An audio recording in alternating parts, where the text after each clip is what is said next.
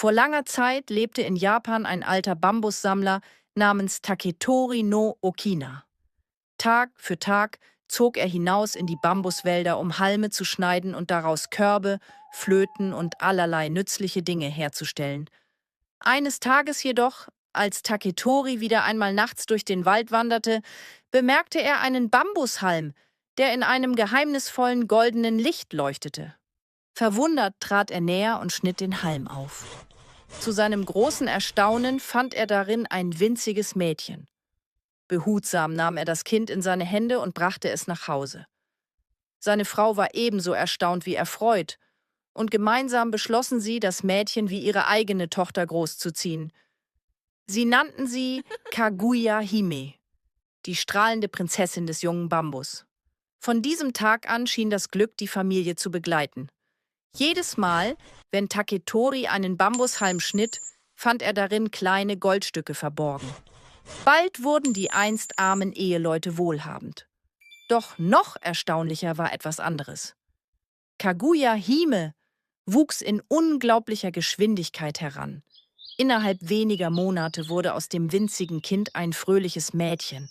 Und schon bald entwickelte sie sich zu einer jungen Frau von außergewöhnlicher Schönheit. Die Kunde von ihrer Schönheit verbreitete sich im ganzen Land. Schon bald erschienen 5 Adelsleute und wollten um ihre Hand anhalten. Die Prinzessin verspürte kein Interesse an einer Hochzeit, doch ihr Adoptivvater überredete sie schließlich, ihnen eine Chance zu geben. Also stellte sie jedem der Männer eine Aufgabe. Wer sie erfüllen konnte, sollte ihre Hand erhalten. Die Aufgaben waren allerdings nahezu unmöglich. Dem ersten trug sie auf, die steinerne Bettelschale Buddhas zu finden.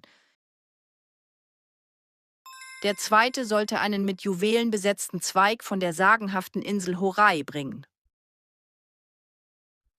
Der dritte musste ein Gewand aus dem Fell der legendären Feuerratte beschaffen. Der vierte sollte ein kostbares Juwel vom Hals eines Drachen holen. Und der fünfte eine Kaurimuschel aus einem Schwalbennest. Die Begeisterung der Verehrer über die ihnen gestellten Aufgaben hielt sich, wie ihr euch denken könnt, arg in Grenzen. Der erste Adelige wusste, dass er niemals an die echte Bettelschale des Buddha gelangen würde. Also versuchte er zu betrügen. Er ließ beim Steinmetz eine steinerne Schale anfertigen und sie über Feuer schwärzen, damit sie wie ein uraltes Heiligtum aussah. Doch als er sie Kaguya Hime präsentierte, erkannte sie sofort die Täuschung. Die Schale besaß nämlich nicht den heiligen Glanz, den die Schale Buddhas hätte ausstrahlen müssen. Damit war der Betrug aufgedeckt. Der zweite Anwärter präsentierte der Prinzessin kurz darauf einen wunderschönen, juwelenbesetzten Zweig. Doch genau in diesem Moment erschien der Juwelier, den er beauftragt hatte, und verlangte seinen ausstehenden Lohn für diese Arbeit. Der Adelige wollte vor Scham im Boden versinken. Der dritte Adelige reiste weit umher auf der Suche nach den sagenumwobenen Feuerratten oder zumindest nach ihrem Fell. So gelangte er sogar bis nach Indien, wo er auf eine Händlerin traf, die ihm ein kostbares Gewand anbot, das angeblich aus dem Fell von Feuerratten gefertigt worden war.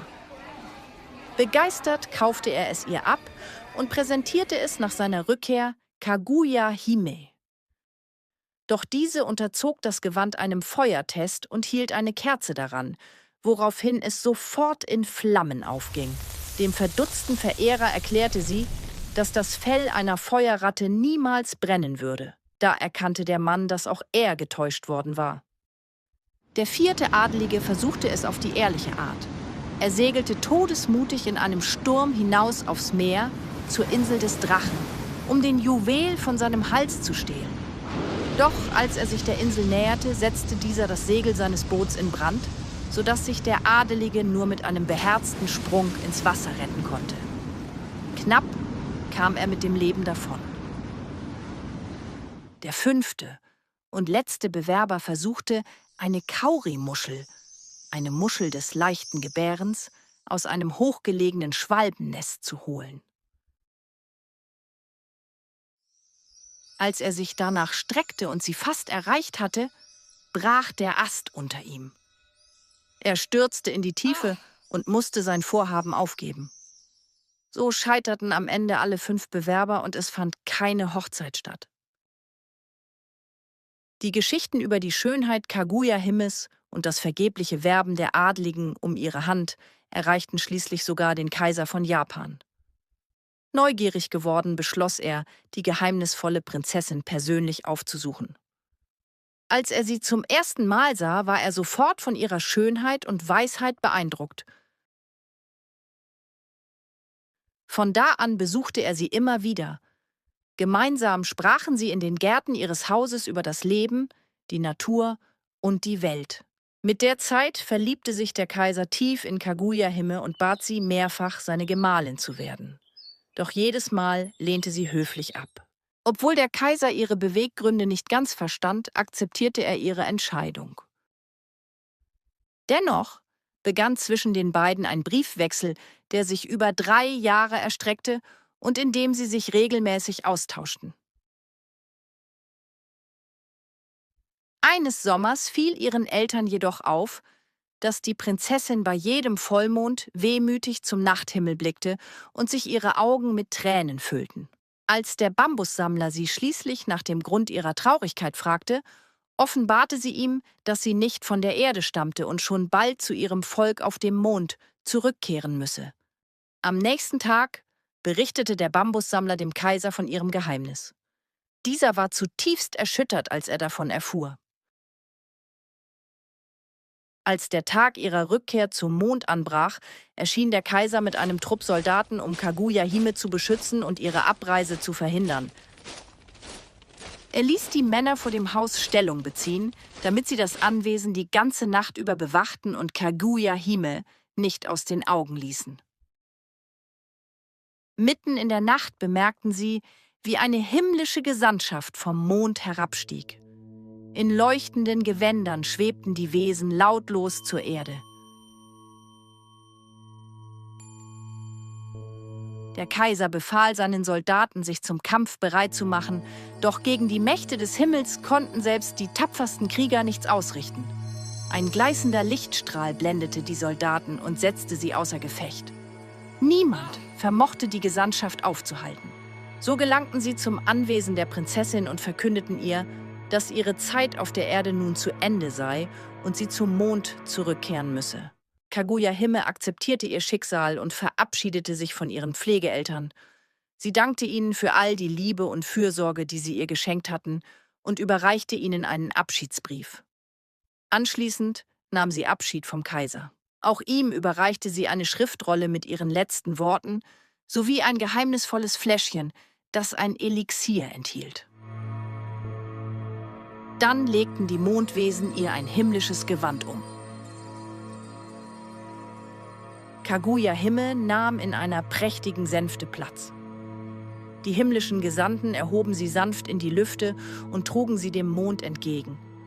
Höher und höher stiegen sie empor, bis sie schließlich hinter dem silbernen Glanz des Nachthimmels verschwanden. Ihre Pflegeeltern sahen ihr nach, bis sie am Himmel nicht mehr zu erkennen war. Auch der Kaiser war von tiefer Trauer erfüllt. Am nächsten Morgen las er Kaguya-Himes Abschiedsbrief. Darin erfuhr er auch, dass das geheimnisvolle Fläschchen ein Elixier enthielt, das ihm Unsterblichkeit versprach. Lange betrachtete er es. Doch welchen Wert hätte ein ewiges Leben ohne die Frau, die er liebte? So beschloss der Kaiser, die Schriftrolle und das Elixier auf den höchsten Gipfel des Landes zu bringen, da dieser dem Himmel am nächsten sei, und beides dort zu verbrennen. Gemeinsam mit einer kleinen Gefolgschaft stieg er den gewaltigen Berg Fuji hinauf. Auf dem Gipfel warf er die kostbaren Gaben in die Tiefe. Der Rauch stieg zum Himmel empor. Man sagt, er trage bis heute die Botschaft des Kaisers zur Mondprinzessin. Und manche erzählen, dass der Rauch des Fuji noch immer an jene alte Geschichte erinnert. An die Geschichte von Kaguya-Hime, der strahlenden Prinzessin des Mondes.